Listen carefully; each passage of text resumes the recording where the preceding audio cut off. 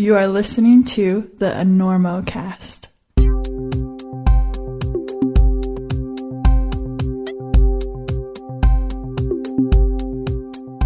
If there's one word in climbing that gets me excited to tune in, pay attention, and be inspired, it's Babsy. That's right. Nobody climbs like the Enormocast's well-known crush, Babsy Zangirl. Nobody. And Black Diamond has supported Babsy and her boyfriend, whatever his name is, through big walls, hard sport, and hair-raising trad for several years. And now BD is offering the Babsy edition of their legendary Solution harness. Light enough for sport, burly enough for walls. The Solution is the do-everything, anytime harness. And the Babsy edition has the rise and fit for a woman's body.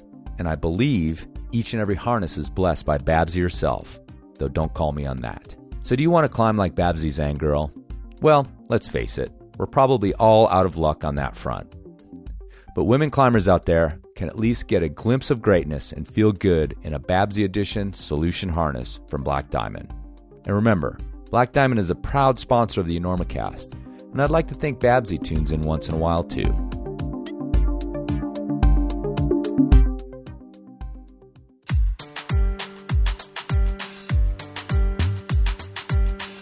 Do you like compliments? Compliments are good, right? From the outright, straight-to-your-face statements of praise to the knowing look and slight chin jut from your favorite bro at the gym, compliments can turn your frown upside down in an instant. And hands down, of all the gear I pedal on the Enormocast, the item that receives the most out-of-the-blue compliments are the splitter hats from peterwgilroy.com. You know, the ones with the titanium plaques and badges. That's right, titanium on a hat. Peter started making these hats a few years ago and has kept the styles coming with designs inspired by the great mountain ranges of the world. So if you're one of those people with a head and who enjoys random praise from friends and strangers alike, go to peterwgilroy.com and check out the splitter hats and all the wearable art that Peter creates. Even better, receive a discount and help out the Enormocast by entering Enormo at checkout. That's peterwgilroy.com and enter Enormo at checkout.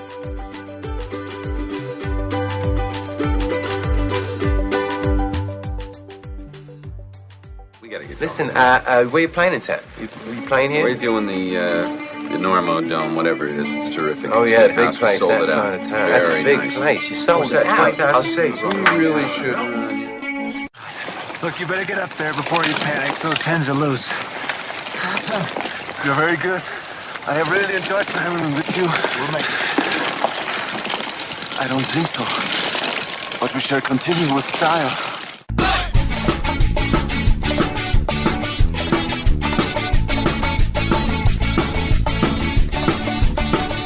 Weather, bad weather. Now or later, anytime for climbing. Today's show is brought to you by Black Diamond Equipment, with support from Maxim Ropes. And the fine folks at La Sportiva. And don't forget our charter sponsor, Bonfire Coffee. Go to bonfirecoffee.com and enter Enormo at checkout for a discount on great coffee and to support the Enormocast. And now back to the show.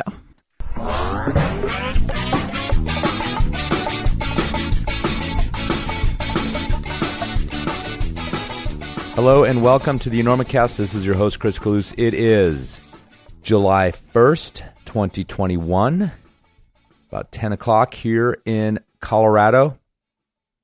And this is episode 223 of the Enormocast, a conversation with John Long. You guys know who John Long is, right? Do I have to explain John Long to you? Maybe so. Stone Master. Kind of invented the Stone Masters. Was a seminal Stone Master anyway. Did the first one-day ascent of the nose with Billy Westbay and Jim Bridwell. And the first free ascent of Astroman with Kauk and Backer. Was an early free soloist. Kind of established 512 in California with the Pisano overhang. Also might have done the first 13B with the Hangover in Tahkeets. Author of many, many books, including lots of instructional books. How to Rock Climb, the original Anchor book that everybody had, I think, and has been revised on several occasions. That was John Long. You probably have some John Long books on your shelf if you're a book person. Anyway, John Long, been around a long time. written a lot of books, done a lot of adventuring, and a lot of climbing. Yeah, John's got a new book out, Icarus Syndrome, and he's making the rounds. Made it onto the Enormocast. And I do have a little business. I do want to remind you that I will be at the Climbers Fest, the International Climbers Fest in Lander. It starts on the 15th. I'll probably show up on the 16th. I don't know, the Friday. I have a table at the trade fair, so if you're there, come say hello. I'm not actually selling anything. I don't really have anything left to sell. The merch thing, maintaining an internet store and packaging stuff up and selling it, I just wasn't into it. So I got a few things left. Maybe I'll bring them up there and we'll have a fire sale. I'll get you a koozie anyway. I think I have some koozies left. Or maybe I'll order some new koozies. But either way, come by, say hello, grab a beer or maybe a fizzy water if booze is not your thing. info@climbersfest.org. Yeah, and see what's going on. There's more interesting things than me sitting at a table under a Easy Up. So go check it out. But do say hi. Okay, John Long. So John Long's making the rounds. He's got a new book out, the Icarus Syndrome. And I think, personally, of all the things I've read, and I've read a lot of his stuff, I think it's the best thing he's ever done. Yes, all of his writing is fun to read. He's one of the great adventure writers. But this is a whole different animal, which we talk about a lot, actually. And a lot of times when folks come on with a book, you know, this is a different kind of show. So I don't really like to hang on the stuff that people are promoting, but we do end up talking a lot about the book because it's autobiographical and it's a lot of ways a framing of John's life, and so it was a good place to touch as we talked a bit about each part of his life. I met John Long years and years and years ago in Santa Monica, or West LA actually. He was climbing at the gym that I worked at there. And like most people, I'd read some of his stuff, and I had this image of John Long. I'd watched the How to Rock Climb, or Rock Climbing Basics, and How to Lead, or The Art of Leading. No, The Art of Leading. I think these things are on YouTube. In fact, I know they're on YouTube. So if you have 45 minutes to kill, and you want just a time machine, like a total time warp into the 80s, go watch The Art of Leading on YouTube. Just search it on there and it'll come right up. And you will witness what it was like. There's some of the visionaries of rock climbing in there. There's skit comedy. There's incredible 80s music. There's short shorts. There's painter's pants. There's Gramicci pants. John Long, Ron Kauk, Mary Gingery. I mean, it's all in there. So yeah, check that out. And then I think the other one's like basic, like climbing basics, but get into it on there and you'll see what it was like to grow up with John Long as your teacher. I'll put the link on the post, the show notes. I don't really do show notes. Have you noticed that? I've never really brought up show notes. I'm supposed to do show notes. But you know what? You can find it. You can find whatever you want. Just Google John Long if you want to know more about John Long. Do your own research. You don't need my show notes. Anyway, but I'll put it on the post, the link to The Art of Leading anyway. All right, so what I try to do with this interview is try to reveal to you guys a John Long that I met many, many years ago in West LA in the 90s at that point. And I had an image of John Long at the time, similar to probably what most people have, is this sort of bombastic, straight-ahead adventure guy, big guy, gruff kind of say it like it is sort of dude. And what I got when I met John was a lot different than that. And so what I tried to do with this interview is to reveal some of that other person, some of that deeper person that I think John Long is and I've gotten to know over the years, just to sort of break that mold that we've created, that he's created, frankly, around this guy, Largo, John Long, bigger than life. We made an attempt to go deeper. And we use the book as a framing piece because it goes pretty deep into his life. And it's a very personal book, very different from some of his previous books. But you can decide whether we got that deep or not, whether we made it there. Personally, I enjoyed the hell out of catching up with John. Hadn't seen him in a long time. I usually run into him at trade shows. They're not really doing those now. I don't know if they'll ever come back after the pandemic. So I haven't seen him in a spell. And if you guys want to get the book, do you want to get the book? You do want to get the book. If you want to get a hard copy of the book, go straight to the publisher, D'Angelo Publications, D'AngeloPublications.com. You can get it elsewhere where you get books, but, why not go to the source? Hook those folks up, the people that took a chance on publishing something and see what would happen. Cut Mr. Bezos out of that. He's got plenty, that guy. All right, let's get to it. Conversation with John Long.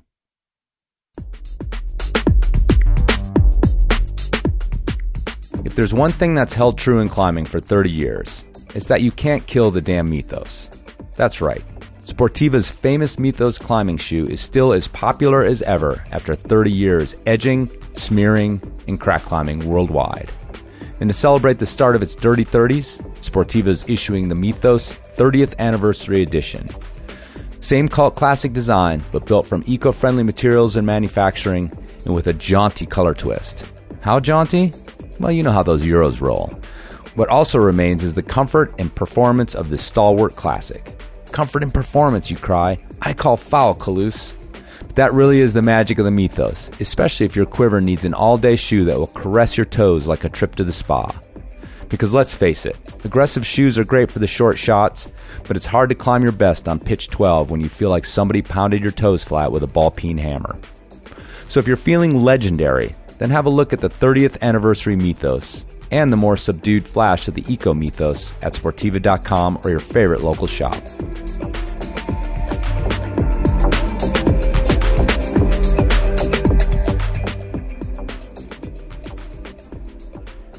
I went up there one time and it was overcast, right, in Redstone. And it was during the week and there wasn't hardly anybody on that road. And I started down and it started raining like for real. So I turned around and went back to Dwayne's. I said, hey, do you have a park I can use or whatever? Because I'm going to get this right in no matter what, but I don't want to be soaked to the bone. He goes, yeah, here you go. So I got about a mile down and he gave me some cheap thing. And I turned around. It was just like a sieve. So I turned around and went back. He gave me a Gore-Tex one, right? Made it about a mile, and at this point, it's like typhoon shit right up there. From nowhere, it just came in. I think I know where this story's going, but go ahead. I turned around and went back. Like the river down there is like, doing all that. I go, I think I'm going to have to wait this out for a little bit, right? So I waited, and we drank some coffee and fucked around a bit, and then I go, I'm going for it. So I got about 5 miles, too far to turn around. Like you're in the canyon for real, right? And it starts like hailing and like I've been in weather before, I've done plenty of expeditions and been in places like Irian New Guinea, Venezuelan rainforest where it rains like for real. And this is like off the hook, man. Out of nowhere, it's just like the road's like swimming and there's cascades coming down those gullies and mud couloirs to the left. And then it gets worse. And then it starts hailing so much. The only way that I can even see where I'm going is get out in the middle of the road and look at the line and keep my head down like that. And I'm pelted, and it's like full on epic. And I finally get down where the canyon opens up after I might have gotten washed into the river down there. A couple of cars were like pulled over and people were like all gripped. And I get down there and all of a sudden the sky clears and everything just is fine. Sun comes out. I'm like all muddy and, I pull into town and people are walking around. It's like nothing ever happened. Like it never happened. Yeah. Like the previous hour was just in my head. I was just like, wow, this is trippy. I thought you were going to say that you got, because that actually section, because of that, closes because of mudslides all the time. So I was waiting for a mudslide story in there because that road will get washed over with a foot of mud and they'll have to go bulldoze it out every once in a while from those kinds of cloud bursts that I think they back up on Sopris or something. That's really what I was afraid of, is that as I went by one of these draws, a sluice would like pour onto the road, just wash me into the river. Well, like I said, it was a reasonable fear because it happens. Yeah. It happens all the time. But it never happened. So. All I got, it's like nothing happened at all other than getting pelted. The hail was something I hadn't actually. Like it was that thick. Like I thought I was going to go down on my bike and and I'm like, well, I could use a good epic, once in a while, wash me clean, whatever. But it was so quick. It came out of nowhere. It was so quick, and then it was gone. And I entered a world that was completely oblivious to it. I was thinking, I got to tell somebody about this, and I go, whatever. man. People are going to, yeah, whatever, Largo. You're making No, shit. I absolutely, You're making shit up again. Yeah, no, I 100% believe it because I lived there. I lived up there myself. So yeah, and like you said, once you get out of the canyon and a little bit away from Sopris, because I think that's probably what does it, is it backs up on Sopris up there, that because it sticks up so high, right? All of a sudden, it's one of the highest reliefs in Colorado. Is that road to the top of Sopris? Just the relief there is like 7,000 feet, and in like less than a mile. So it's a big thing sticking up and in the way. I love that area. I think it's great. I've always liked Carbondale as well. I spent a couple months like seriously climbing in Aspen ages ago when I was in like grad school or something with Len, in fact. Yeah. Down in Ophir Telluride area too, I believe. Yeah, we did a couple of really good routes down there. Yeah. The Ophir Broke, one of the classics. Yeah, that's God, I wonder how. I hope that thing sees traffic, because if it was in Yosemite, it'd be all time. Yeah, it gets done occasionally. It's a little bit of a walk up to there, but I've done it. So yeah. You got to sort of try on that one. Yeah, for sure. I guess like legit 512 crack. Yeah, for sure. Yeah, it's a great. And those are kind of rare, really nice splitters like that. Yeah. That hard. So well, Roy Robbins had his climbing school up there, and I was supposed to be teaching for his climbing school. We never got any students. He had told me right before I went, I go, hey, there's this crack called Lankeys or something. He goes, if anybody free climbs, it would be one of the great cracks in the United States. Man, we were on it the next day, as soon as I got there. Problem was, I'd been going to grad school that year, and I hadn't been climbing much because I couldn't. Like boulder a little bit, maybe twice a week or whatever. But when we did it, I was like, it just wasn't in really good shape, so it seemed doubly horrendous. Then I went back after we'd been there 6 weeks or so, and it felt quite a bit better. But then I knew the route, a little tricky at the bottom there. And that's what became Ophir Broke? Yeah. Oh, cool. Right on. It's a great name, too. Yeah, so we're here talking kind of because, we've talked about trying to get this done for years because you've been coming to Carbondale, but usually you're pretty busy when you're here, and you sort of like you were on the schedule that was presented to you by Rock and Ice and Dwayne and those guys because you were here for their writing symposium. So it never really got done, but now we're talking online because of this book that just came out, Icarus Syndrome. If I may interject something here. Go ahead. You have a radio voice if I've ever heard one. And it's not flattery. You sound like the guy doing movie trailers, man. You been smoking cigars or something? Yeah, I don't know where this voice came from. I just kind of lucked into it in terms of like turning it into this podcast. I've always had it. I think I talk a little more nasally when I'm just like hanging out. Well, thanks. I was thinking of mailing this in, but like I'm hearing your voice going, shit, I gotta show up for this one. Well, thanks. Yeah, I was showing up. Anyhow, so the book is, and thanks again, but the book is Icarus Syndrome, and it's sort of a short story collection in a way, but hangs together, not unlike other books you've read. And I haven't read probably your whole catalog, but a lot of them over the years.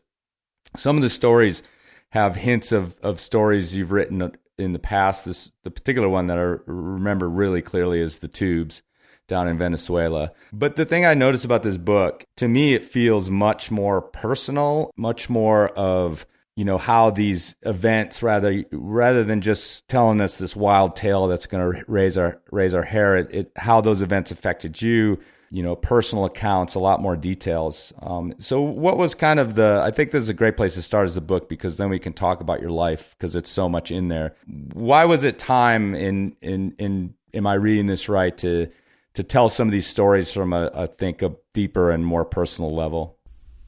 One is, you're asking me to deconstruct my writing career, and there's two things to consider when you're doing that. One is, nobody is as tedious as a writer talking about their own stuff.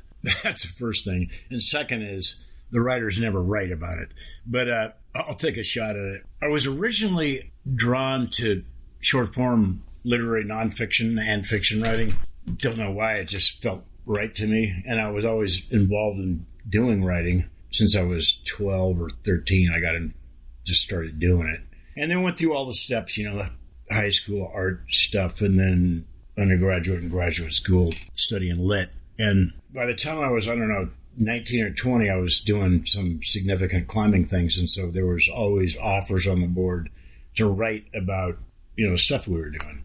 One, I was super immature and not very developed in terms of writing. And so the original stories I wrote were hijinks, blockbuster, cliffhanger kind of things. And as I got older, naturally you start developing a little bit more, and actual literary short form, nonfiction and fiction writing, that was the well that I was always drawing from. And you just start going in that direction. I mean, it's inevitable, to the point that the original stuff was, there was great stories there, but as you said, they were more sort of action oriented. They weren't narrative driven, they were action driven.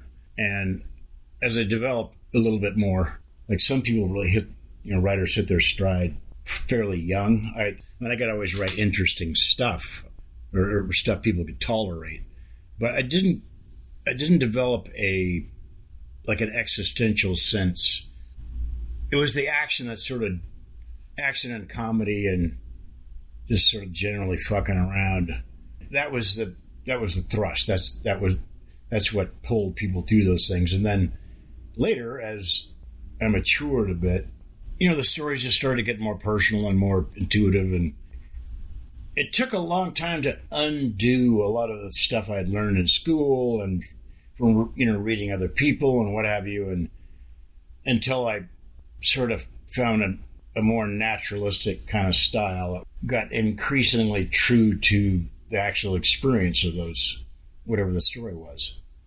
And the personal ones became more and more interesting, to the point to where even if I was writing about, I haven't written about adventure stuff primarily in probably 15 years, but at some point the stories became just narrative stories that were incidentally about adventure, if in fact they were, because most of them weren't.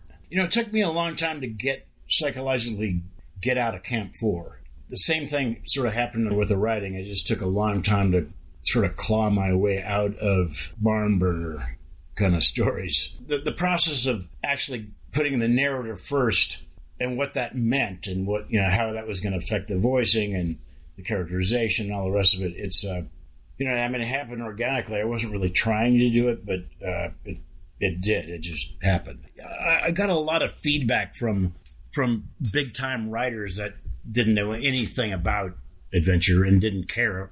Those that didn't care. They were like, "Hey, have you thought about doing this, or how about this, or maybe rework this," or sort of pushing me in the direction of where the stories in Icarus Syndrome sort of ended up. Well, it's funny you say that, because I've known you for a long time, actually, very casually, from way back in West LA at the Recreation, and that was like 30 years ago practically now. So, and then we've touched base every once in a while at trade shows here in Carbondale and whatnot, and we have plenty of mutual friends. And I've also read your writing as you've written it. I've been around long enough to be getting the books when they were coming out, and so I actually felt that a little bit from the very first story in the book.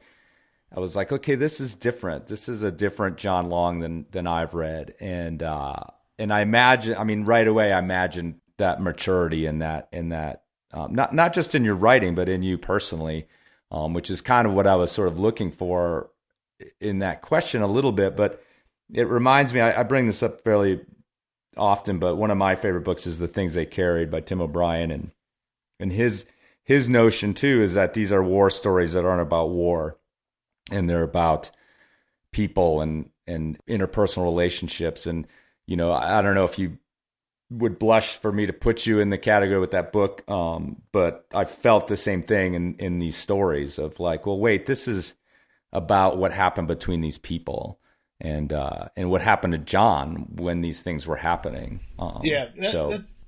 You know what it is basically you have the writing approach, which is, okay, how can I cook this thing into a piece of writing that's, from a narrative standpoint, is interesting and yada yada. But then there's another sort of step, which is, what is the truest way I can personally frame this experience? And that's really what O'Brien did in The Things We Carry. But I think for my money, the queen, I should say, of doing that is Lucia Berlin, who oddly enough died in 2005, just a couple miles from me. I'm in Venice, and she died in Marina del Rey. But she had a crazy life, and her ability to do, I think she's the best short story writer America's ever produced. She did O'Brien times 5. She was that good. You know, I got hooked on her maybe 20 years ago. She had a bestseller that reprised the best stuff that she'd done over her lifetime. She was a raging alcoholic for a long time, but then she got sober. And for the last 20 years of her life, she was really productive and just did, you know, amazing stuff right along the lines of what you're talking about O'Brien did in The Things We Carry, which is, this happened to me. This is an experience I had, and I'm going to tell it as honestly as I can and as artfully as I can from a realistic, true first-person perspective. And that's always been sort of my natural delivery anyway. So, you know, hats off and kudos to Lucia Berlin, because she was real influential on me. And so was O'Brien, for that matter. Well, let's talk a little bit about, you know, your relationship to the book, but also about you, because we're here to kind of, I know you don't want to talk about the past, but we're going to talk a little bit about you as John Long versus just the author. And again, with the O'Brien thing and with that whole book, one of the things that you've kind of at least used to make sort of a career out of was a little bit of the tall tale of the, you know, this happened, but we may sort of embellish and roll through it. But and again, like in an artistic way, O'Brien, he had that line that, you know, there's the truth and the happening truth, or the nothing's absolutely true in Love and War and what have. Like, there's no absolute truth. It's just too mutable. It's too fluid. All of that stuff is so relative to your perspective. Somebody in a foxhole is getting, you know, shells and grenades chucked at them. Their experience of the same thing is going to be different than somebody that's flying around in a Black Hawk helicopter, right? Right. Or somebody that's looking at a news clip of it from Phoenix. Exactly. Right. Yeah, and his the line I remembered now was that's a true story that didn't happen. It was a line from there that kind of tries to define that moment. And in some ways I remember thinking about your stories like that, like, wow, this is a bit of a tall tale. It's a bit of what happened. But let's just talk about you as you just said, like, a mentality of psychologically get out of Camp 4, and I kind of wanted to talk to you about that period in your life, and your stories about Camp 4, your Stonemaster stories, and those things kind of define that climbing era, and it's become this second golden age, or this place that people really like to hang their hat on as being like, wow, those were the days. Like, I wish I had been there. And yet you and a lot of people, and some people didn't, but you did move on to this other life of adventure, for better and worse, and we can get into that. But what kind of made you transition out of those years where you were 19, 20, 21, you know, banging it out in the valley, having these amazing adventures, and then what made you know, going back to this title you have of your book, the Icarus Syndrome, it's sort of like you went out into the world to embrace that same idea. Chenard said something years ago, and it took me forever to understand it, and that is the point of doing, at least for him, the point of doing the adventure thing was not to become too much of an expert on stuff. And I started off as I wanted to be a professional baseball player, and I was super good at it, but not good enough to do that. But that was my goal. So I came out of a really structured, like, hardcore, goal-oriented, traditional sports background. And when I got into climbing, I was like, okay, how do I get into the Hall of Fame here, right? You know, then you meet Bridwell, and, you know, all the rest of the Stonemasters sort of grow up around you, and that was a very ambitious group.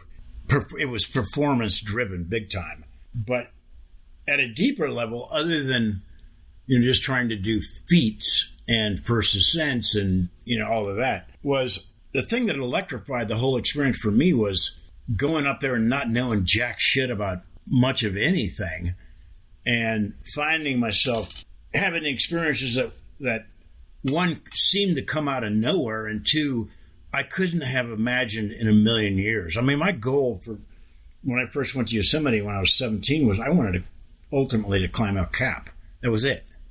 And then all of a sudden, do this one and do that one and do that one and climb it in a day and then climb it in a half a day and then free climb it. And all of that. It just kept escalating.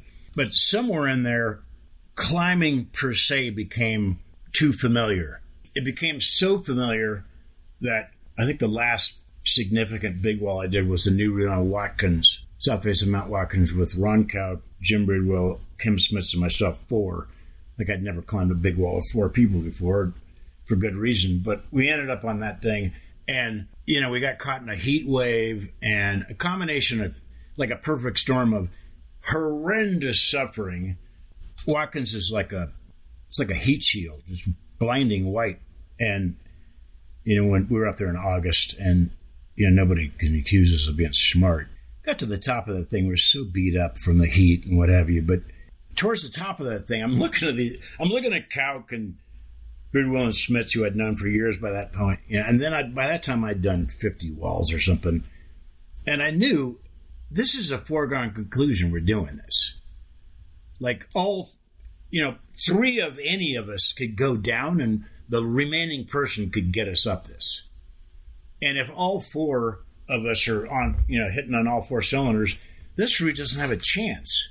Because we had, between us, we had, I don't know how many, first ascents and, all of that. I mean, it was overkill. And it dawned on me that this is not the same kind of thing that I went to Yosemite or, went to the wild places looking for. And I'm not going to find that thrill here anymore. All I'm going to be doing is more of the same, maybe better, but it's not going to be something that's categorically different. Like, I know what this is about. And that's not to say I can't get better at it and yada, yada, but it's just not, the thrill was gone.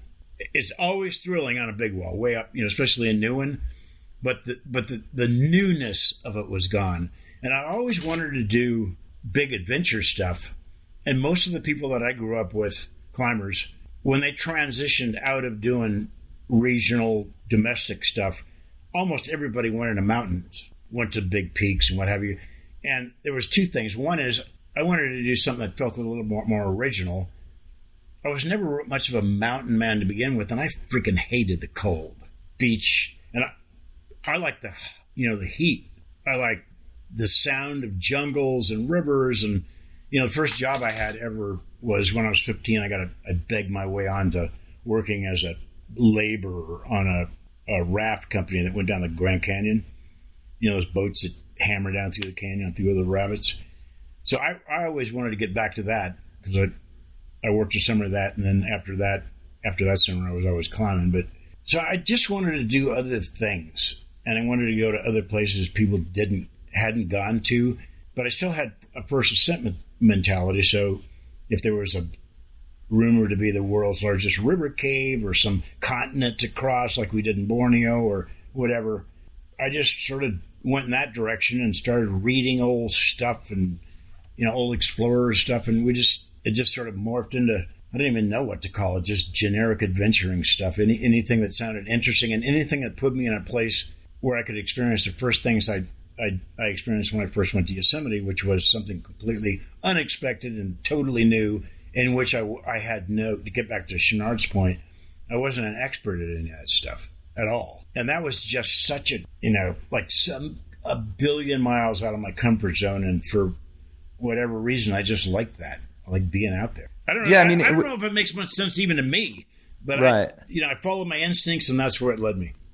No, I think it makes total sense. And one of the interesting things about in my head when I met you, again, it was just in a gym setting, way back before gyms almost. And I had this image of who you were because things like Gorilla Monsoon were already out. You had this obvious big reputation in climbing in Yosemite, and fun loving. You were like this big dude, which is an unusual thing to run into climbing, into weightlifting, into sort of building muscle. But then as soon as I met you, I remember just being like kind of like, whoa, there's this whole other guy here, this real intellectual in a lot of ways. And I was wondering if you had anything to say about those two things, sort of how they go together in you, and you know, how they relate to your climbing and your adventure. It just always felt like I was like, wow, this is a really different person than I thought I was going to meet when I met John Long. And you know, and also that mentioning about how you were a sports, you know, like basically you were sort of a jock and all these sorts of things. I was like, wow, this is this really complicated person in a way that, you know, I never felt I got from like Jim Bredwell, or I got from some of the people that just did stay in Yosemite and kept going, and some of whom are, you know, are gone, but some of whom are still going. Yeah, I think the best way I can explain that, or the only way that I've ever been able to make sense of it myself, is I was always a book guy, you know, and a story person. Ever since I can remember, I always had my nose buried in books and stories. And it came as a somewhat a surprise to me, even, that I turned out to incidentally be really good at sports. But within my own body and my own psyche, I always felt and related to way more to the story stuff. I mean, that was like in my DNA. And it was incidental, and I loved to do it because I always had like a lot of energy, and, you know, it's fun to be good at something. And I was always good at sports and quite good at a few of them.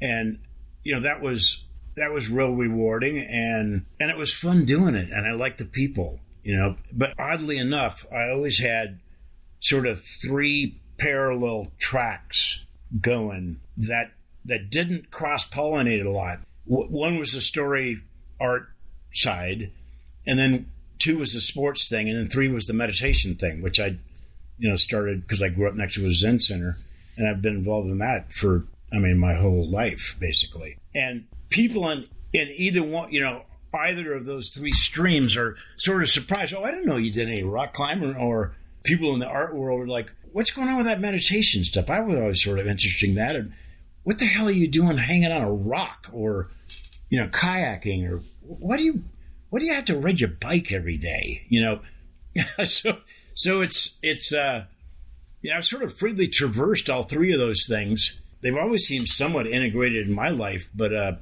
people from either those 3 streams or somebody outside of it would look at me and go, this guy must be sort of conflicted with all this stuff going on. It never really felt like that. Yeah. I never look at it like it made me any, you know, special or anything. It was just 3. It wasn't like voluntary. It wasn't voluntary. I didn't consciously do that. It was just, that's the shit that happened in my life, and those are the things that interested me, and that's where I went.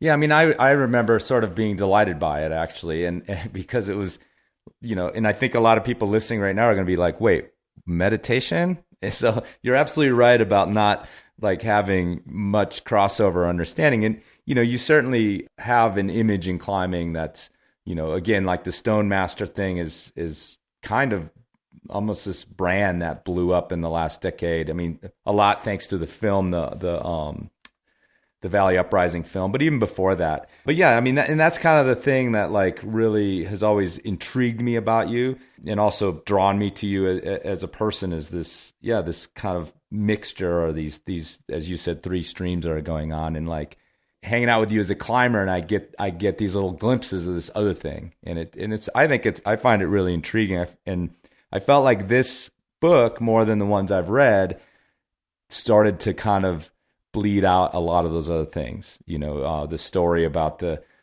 Jesuit art collector. You know, and I was like, okay, yeah, this all fits together about who you are, which is, I feel like, why this book kind of was a bigger glimpse into the John Long that I've gotten sort of glimpses of, being a little bit closer to you than your average climber. Yeah, you know, an interesting thing about approaching that book, and it's one of the things that just sort of clarified in my life as I've gotten older, is it's not about me. And that's always been the curse of people who never worked out the nuances of writing in the first person. Like, it's not about me, myself, and I. Mm-hmm. You know, it's about just a human experience, and you incidentally are there.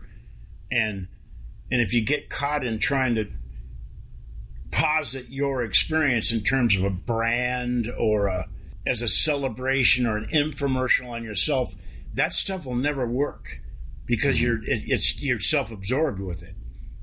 It's the bondage of self that everybody, all the spiritual paths will tell you. That's the trap of traps.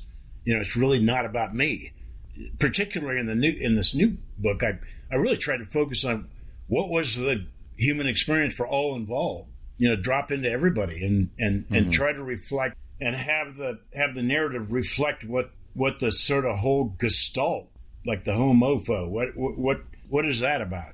And it's about a lot more than just me. This is a great way to bring this up, which you will not, I'm sure, remember, but you hopefully will know what I was talking about. But another thing that happened when we met, and you were, I look at your life in at least from the outside looking in, of these sort of transitions. I mean, everyone's lives are transitions. And you were in Santa Monica. I think it was after a lot of this world travel. And you said something to me about Largo, your nickname, I don't know how you put it. It's more than a nickname, but you said something to me at that time that Largo was dead or Largo needs to be gone or something like that. We were having a conversation and you were working through this idea, I think, of becoming more selfless was the impression I got, that this Largo person, this bash through the jungle kind of guy needed to take sort of a back seat in your life. Do you remember this idea anyway, if not the conversation? Look, I really have no idea how the Largo, incidentally, I grew up around Mexicans. My mom spoke Spanish. Largo is just my last name in Spanish. Yeah, just your last name in Spanish. And I got coined that like in third grade. Mira, Largo, ¿qué estás haciendo? All of that stuff. And it just stuck. And I've had it all along. And then, of course, I got married to a Venezuelan, and my kids were born in Venezuela. And I've had one foot in Latino culture or Hispanic culture, whatever the proper word is. I've had one foot in that my whole life. And so, that the Largo thing sort of just, and even my wife used to call me that. She passed away a long time ago, but nevertheless, my intimates used to call me that. And at some point, that name got so wrapped up in mythology and, Homeric exaggeration and all the rest of the stuff that,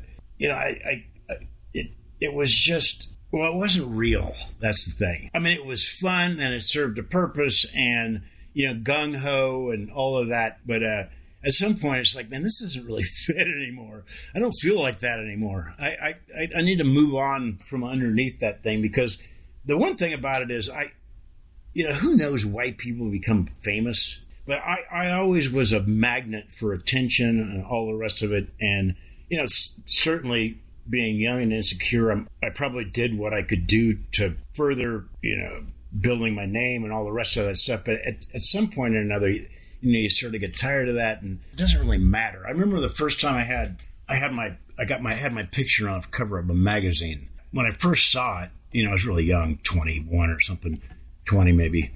I first saw it, it was just, I was on cloud nine for about an hour. And then later I'm like, hey, wait a second. I don't feel any different. I'm still me. You slowly wake up to the fact that it's really just a concept in people's minds. It doesn't have anything to do with your internal experience or, what's going on. And it doesn't add to the richness of your life to be above anybody. Like, I could never really carry off being better than or whatever with any authenticity, because I never felt like I never felt as though that was an authentic thing of being bigger, badder, I just like doing stuff. But the whole Largo thing sort of encompassed and embraced and was a flashpoint for somebody bigger, way bigger than I ever was or ever wanted to be. I mean, when you get right down to it, I'm just another dude, well, who incidentally had some, really interesting experiences, but on a, rock bottom, I'm just another guy, man. Well, it's funny because you talked about four streams or four kind of these three paths. And that was like my fourth one in my mind. I was like, well, he's also like this dude. He's also this guy, because if I ran into you at the trade show, it's like we could just shoot the shit. I actually, in my head, I was like, okay, the fourth stream is just John Long, the guy, and he's a guy, and it's a good stream to have in my mind in terms of, like, again, the way climbing and myself back then when I first met you and I was mid-20s, you had you on this pedestal, and then pretty soon the guy that I would just climb with occasionally in the gym took you down, and all of a sudden I started thinking about you as a person rather than this thing that I had created in my head, or you had helped me create, with the writing and the stories and things. Yeah, well, I hope this new book went in the opposite direction. It was sort of the yes, absolutely. That's why I'm like so. I was moved by the. Yeah, the thing is that ultimately what you're. Well, I don't know about ultimately, but I don't want to make ultimate statements. They always backfire. But at least at this point, just being amongst your peers, it's like you talk to really like the old farts that spend a lot of time doing climbing or adventuring or whatever. It's not the big conquest that remain with them. What remains of them is, one, being out there and active, and two, the friendships they made. Mm-hmm. And none of that has to do with any kind of hierarchy. And I got a lot of that from the two guys that I climbed with a lot early on, who were from the same city as I grew up in, which is Rick Akamatsu, who was fantastic. Not acknowledged as being one of the great Americans, but he really was one of the great American climbers. And then Richard Harrison, of course, people know about him because he developed the Red Rocks and he climbed everything, right? Anything you can think of, like any summit you can think of, from Shiprock to the Totem Pole. I mean, he did everything. And then, of course, did all that great stuff in the Red Rocks. But, we all came from nowhere in particular, Upland, California. And early on, when we were up at Suicide and Talkies climbing all the time, we were a lot better than just about everybody when we started, simply because we were doing it a lot more. I mean, that was the trick. And that's what gym climbing and sport climbing has shown, is that it's really mileage. And if you start off nowadays in a climbing camp at a climbing gym, you are going to be climbing 50 times more than anybody ever did in the 60s. Every day you go in there and you're going to work out, and you're going to be coached, and you're going to be doing laps on 513s, and nobody ever put that kind of time in beforehand because you didn't have the convenience of a climbing gym. Mm-hmm. And ergo, people that, now we're looking at a third or fourth generation of a gym climber. I mean, it's unbelievable how good people have gotten, simply because they've done it so much more. They've normalized what was, peak experiences for just the previous generation. So we were bouldering every day, like from the start. And one of the things that Richard started doing was, at the end of the day, we had a reputation by that time, and he'd look around and there would be people around, and Richard would just ask, hey, you want to do a route? It'd be like 4 or 5, and people would look, hey, yeah, well, I'll do a route with you. And he goes, well, what's a route you've always wanted to do up here? And people had these dream routes they never imagined in a million years they were going to do. And as soon as the words were off the guy's lip, he goes, grab the rope, we're going. And so we started taking complete strangers up their dream routes at the end of the day, and just kept doing that. And It was so fun to watch people who weren't, dyed in the wool or dedicated in the way that we were at all, but still had dreams about stuff, and to see people get up those things, just regular people. Those were some of the greatest experiences I had, just because, just sharing that moment with those people who never in a million years thought they could climb Valhalla, for instance, the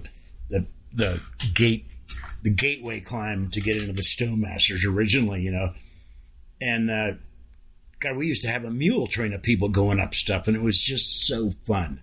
And that didn't have anything to do with trying to break records or whatever, but it was all a group. And I think what it was is, at bottom, what we really wanted was community more than anything. We wanted something to love. We found that in climbing and in each other with our partnerships. And then we had a community. And at that time, climbing was not so popular that didn't feel like it was an exploration or an invention of a kind, right? And with all of the things going and this little clique of people that we had, it got a lot of synergy and, a conflagration of a bunch of different things. Everybody's looking for something to love, right? And we found it. And that was the true genius and joy of that whole thing. You were climbing up at Suicide Talkeets pretty early in your teens? Yeah. I learned how to climb when I was 16, just turned 16. Right. Okay. Because I always wanted to do it, but there was no schools or anything at that time. Sure. Well, there were Sierra Club things, but, I wasn't really a club guy. And I found... Until you made your own club. Yeah, we sort of made it. Had its own rules. I did take some lessons. I got a guy that was part of the Riverside Mountain Rescue team that knew all about safety stuff. He took me out twice, and Jackson really knew what he was doing, and he hammered it into my mind, how to belay, how to build anchors, all that stuff. So I got the basics down, and then I just recruited Rick and Richard, and we just went from there. I couldn't do those trips until I had a driver's license. But the moment I was 16, I could drive, so I took the lessons, and then we just went from there. But, I went up to Suicide after the 2 lessons, got on a couple things, and just got spanked, man, like bad. Actually, it was at Talkeets. Like the exposure and all the rest of the stuff, it was like, man, I'm over my head here. And somebody gave us the tip. Well, go to Rubidoux. It's a practice climbing area, bouldering. And, that's where the Sierra Club practices rappelling and they top rope stuff. And so that was right down the street. So we set our sights shifted from Talkeets and Suicide over to Rubidoux, which is 10 to 40 feet high. And we went there every day for 6 months. And at the end of that, and I was still 16, I think, like we could boulder pretty good. Like we were doing V5 stuff. And nothing now, but back then. So we went back to Suicide. First route we did was 510, and we were just off to the races. So that's how that happened. And, there were some really good, a couple really, really good climbers that had done a bunch of stuff there, but not, like the really hard stuff was still waiting to be done. So a lot of gaps to fill and, new things to do. It's sometimes hard to define or to go back to that era intellectually, if you will, but do you have a feeling of what drew you so instantly and so fully to climbing and stepping away from, like we were talking about, being a jock and being in this regimented world of baseball? Do you have an idea now as an older person to be like, this is why? Yeah, one is the first time I got off the ground at Joshua Tree, when I took the first lessons, I'm like, oh man, this is cool. Like I just loved doing it. And then as soon as I got together with Rick and Richard, it was like a dream machine, It was like all of the stuff is out there, and we can do all of it if we want to, I think. Well, let's find out what we can do. And it was just, for whatever reason, it just was so enchanting. But then there was something else, and that is, well, 2 things. One is we could go out to Joshua Tree, to Intersection Rock, and you'd look up and there's like 3 super prominent slanting cracks right at the the intersection of the road where everybody goes, and none of them had been free climbed. And it was like that all over the place. We walked out to, you've been out to Joshua Tree, right? Yeah, of course. Yeah. We walked out to the Lost Horse Ranger Station area. Nobody had ever done a route there. It's like 1 billion square acres, man. Cracks everywhere. Formations that, we had it all to ourselves. Now there's over 3,000 routes in that area alone. So when the pickings were that, ripe, and we knew it too, we go, hey, this is not going to last, man. As soon as we started checking stuff off, it was like a swarm of bees. People started going to those areas and doing things. And early on, we realized you got to be a sort of discreet explorer because there's going to be people on your heels. So get the good, get it while the getting's good, because it's not going to last. So that had something to do with it as well. But it was a whole gestalt of the whole thing. I loved doing it. We had great partners. We found something to love. There was all of this stuff to do. There's a synergy of the group, and it developed its own momentum. we were just swept into something that was bigger than we were. And that was a great feeling too. What was the time frame from turning 16 to the Watkins thing where you were suddenly had this moment of like, I think maybe this is it for me? About when we really started for real, I was 17, and by the time I was 27, pushing 28, that was it. Mm-hmm. That was it for at least for the this is my life phase. And during that time, I figured I climbed about 300 days a year, each one of those years. I mean, that includes bouldering. And remember, when we first started, bouldering was something people might do, cock around a little bit or whatever, but it wasn't a thing in itself. But for very, very few people. You were an eccentric or something, right? Why not do the real thing, right?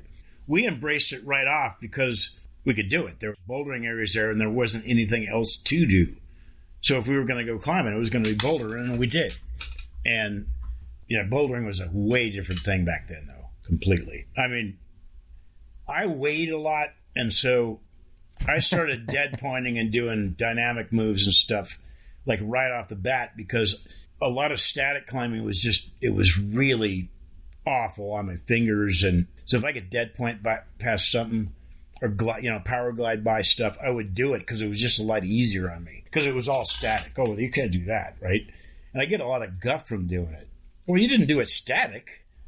I'm like, dude, there's a start and a finish to a boulder problem. What I do in between is my business. Right. Yeah. Well, I have a foot in the old bouldering world of like a piece of carpet, no pads, and actually started in this stomping grounds of yours for a moment anyway, Horsetooth Reservoir, with the famous pinch overhang. And, but yeah, so I have this like way back in my past for a minute, the painful. When I first went to Horsetooth Reservoir, which I still think is for a modern boulder, just to go there for a day and just do stuff, it's still got to be a great destination area. Just to go there and do all those classic things. And when I first went there with Backer, it was a little hairy because there was no pads. I didn't even have a strip of carpet. You just chalk up and just huck for that stuff, right? And you had to be careful because there's some bad falls on some of that stuff. And we were on-sighting all of it.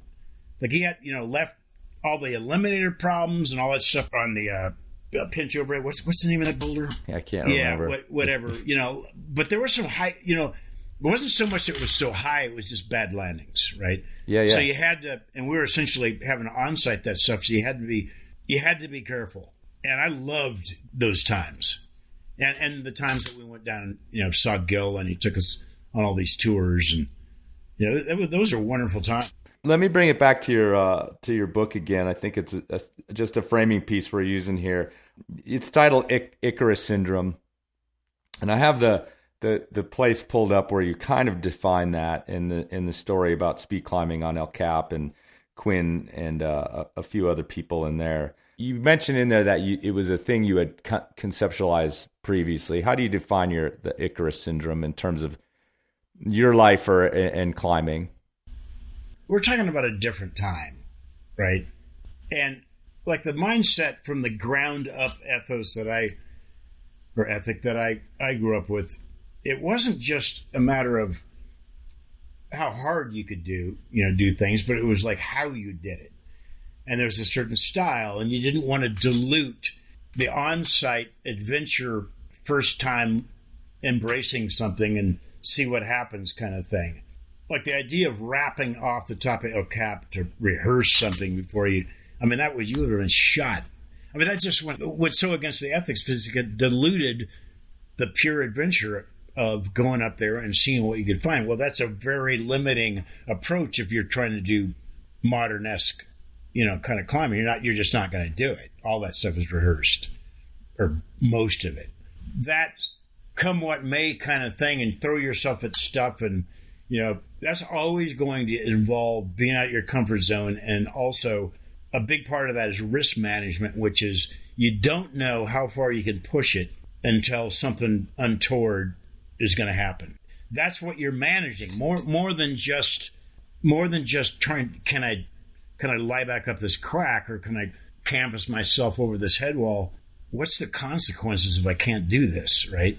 And you don't know.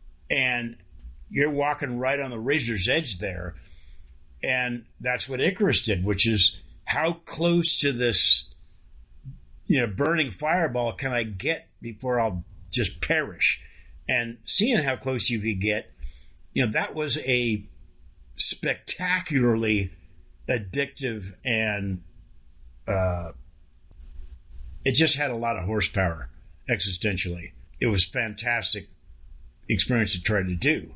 And especially if you're on-site speed climbing, which is basically all I ever. I mean, when we climbed the nose in a day, I'd done it once before, so it wasn't truly on-site. But next year I went up with Dale Barton. We on-sited the west face of El Cap in 5 hours, and then I did a bunch of other ones like that too, where I'd never even seen a thing. We're just going full bore. That's pretty dangerous, actually, and we knew it was, but it certainly was exhilarating. And it was the Icarus syndrome was, okay, how much exhilaration can you handle before it's going to take you out? So when did you, or if you did, or if there was a moment, but when did you start to internalize this syndrome in yourself? And, if you want to take the analogy further, realize that your wings were getting pretty melted. and maybe it was a moment of reflection, because, again, looking at your career, you left Yosemite and then you replaced climbing with all this other things, and you just were. It appears to me you were just barreling forward, and haphazardly in a way, but just like, what's next?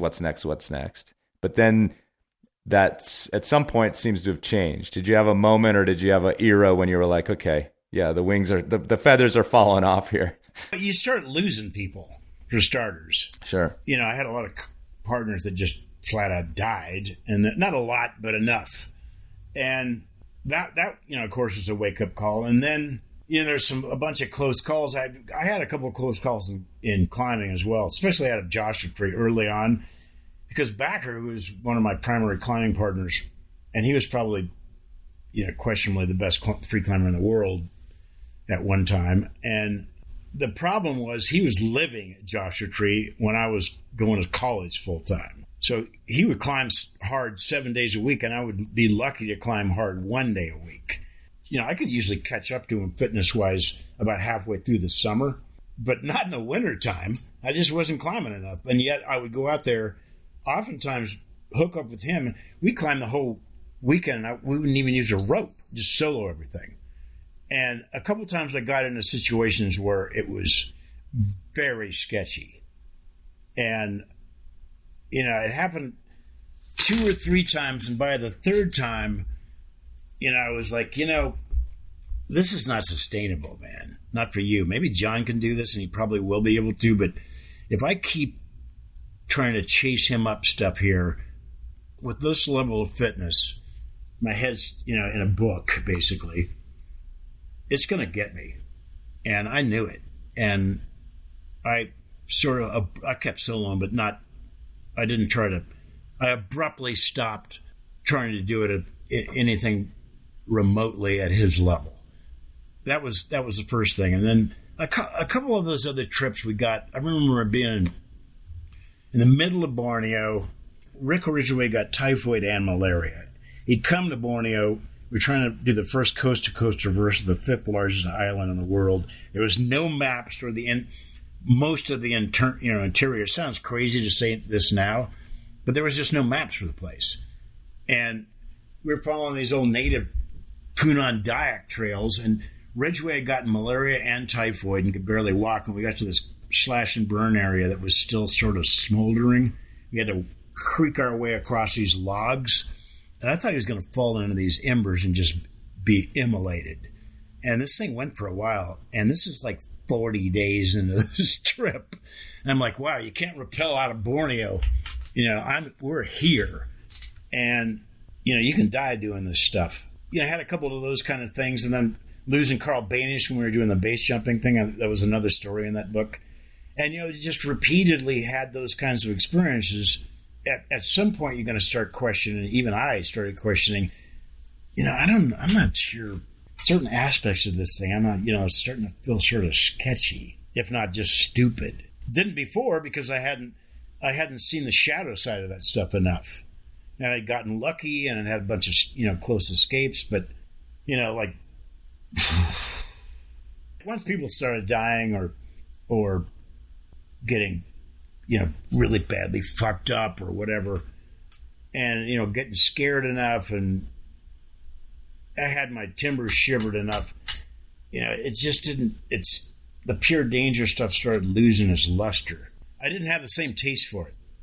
I think it's a natural progression. And I started looking for other things that were interesting. Yeah, I mean, in again, like the multiple paths, like it seems like you started more of a career and also became more of a career writer. You opened up in the book more than I've seen you anywhere in writing, but maybe I've missed something. But I've always had hints of, and you've dropped it into this as well, was this period in Venezuela where, you did start a family, and this was the first time that I think I've read about at least a few of the details of that falling apart and how it affected you. Is that something you've kept to yourself, or did I miss something, or was this the first time that you sort of talked about that publicly? I hadn't, in my writing, just hadn't got a turn. It wasn't that personal. Sure. And it was reading. I'd read everybody pretty much. But Berlin, but Lucia, back to Berlin, yeah. Lucia Berlin. Lucia, right. Yeah, she gave me permission to just jump into my life like full bore, because she was completely.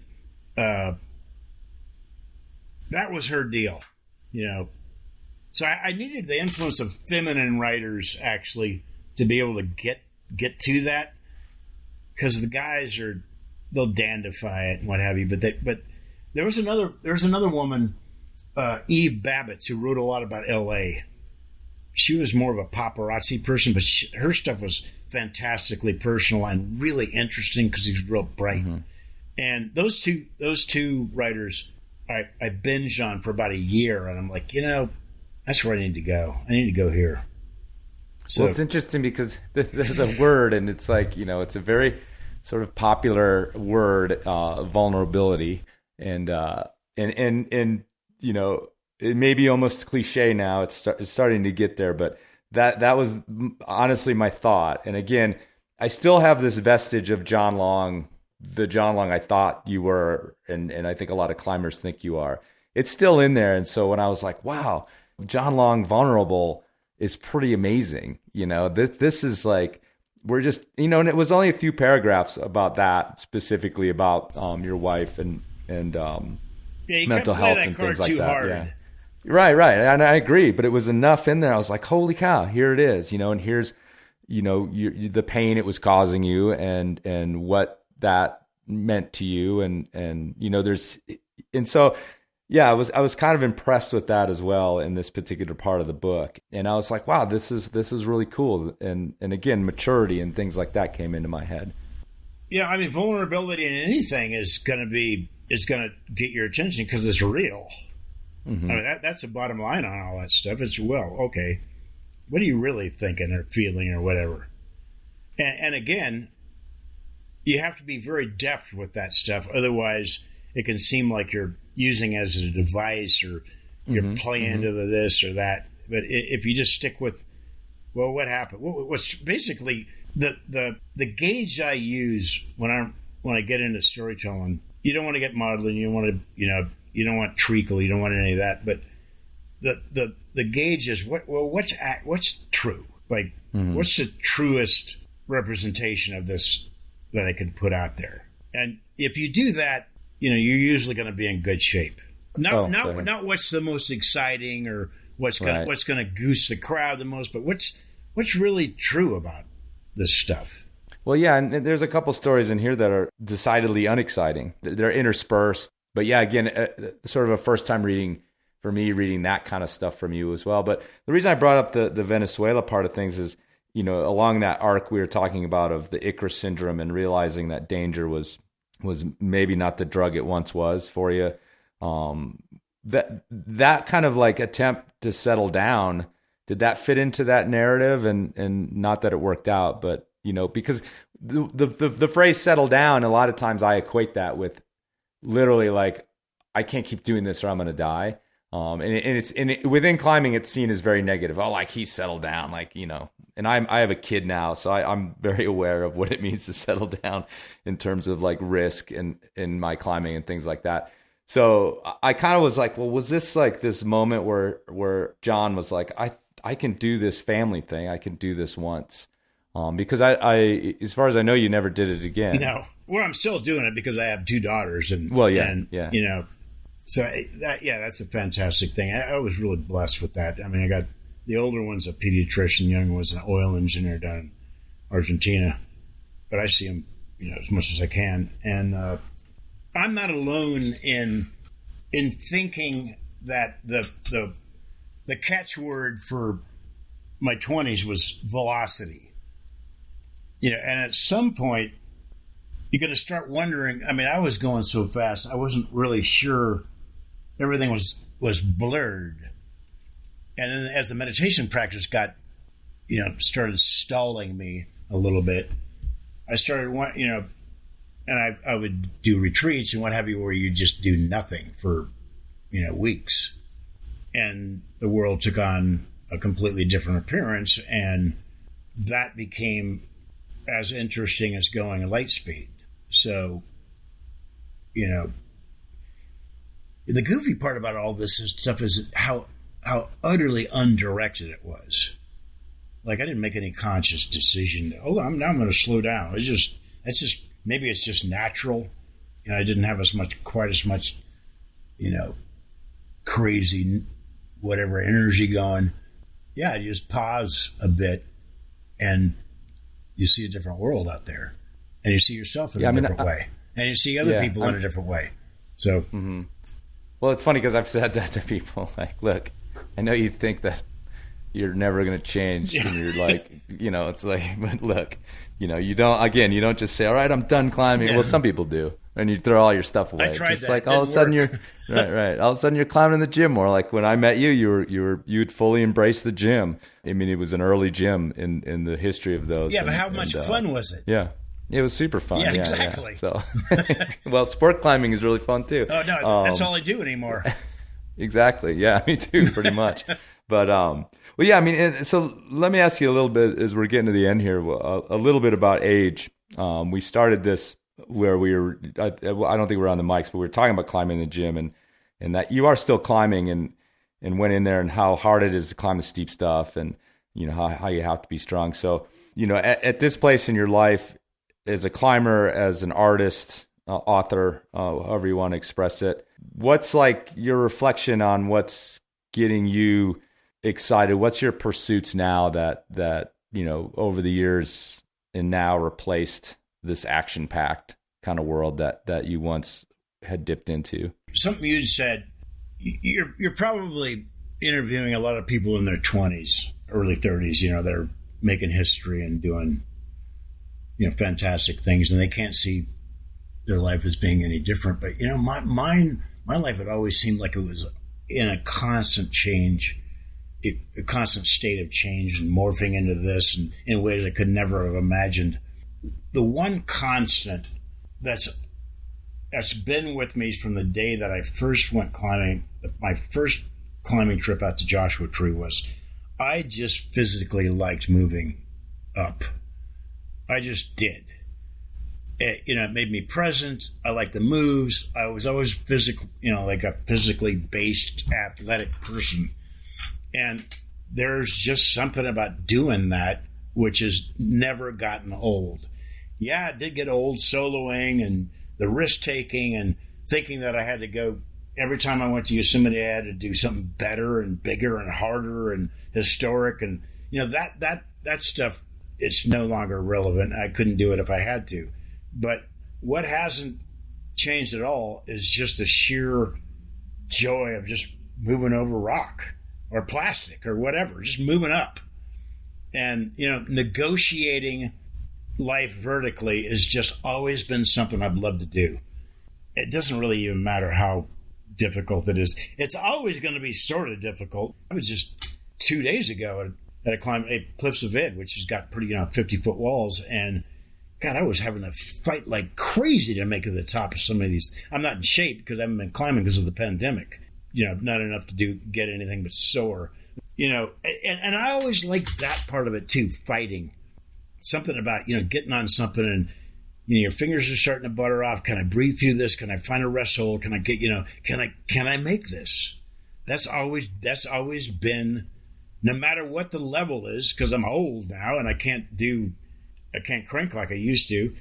If I wanted to crank like I used to, I'd have to spend my whole life doing that. I'm not willing to do that any longer, right?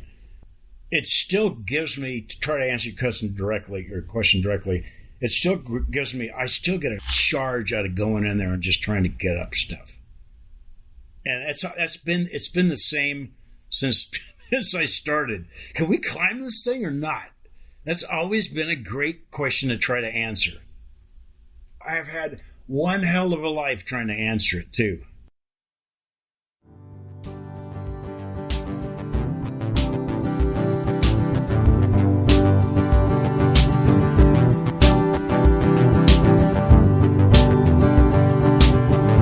All right, folks, thanks for listening, and thanks to John for sitting down on a creaky chair. Fuck you, creaky chair. I didn't know the creaky chair would be so loud until after I started editing. Sorry about a creaky chair. Anyway, once again, check out Icarus Syndrome, D'Angelo Publications. Great book. I think you'll dig it. All right, it's time to get out there and find your own existential horsepower, whatever that might be. Can you climb this thing? I bet you can. But of course, don't forget to check your knots.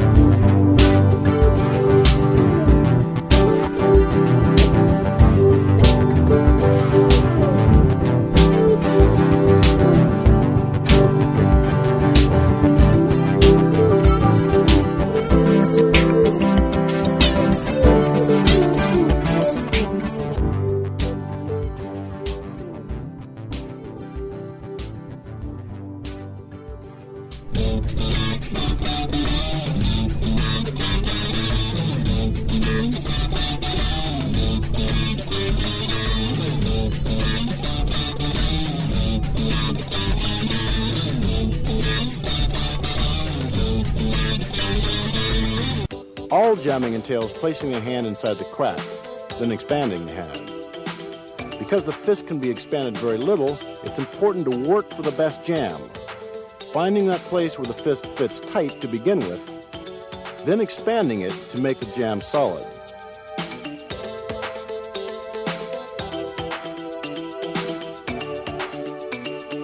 Remember, it's easy to let the fist rotate in the crack, which can result in some very painful abrasions. So, Doc, what are we looking at here? Well, Largo, man, we got a call about an hour ago on the meat wagon. By the time we got there wasn't much we could do. This chump was booking up a fist crack, crashing like a mackerel out of water. By the time we got there, his hands were gone. Gone? Gone! Best to watch how you set those jams.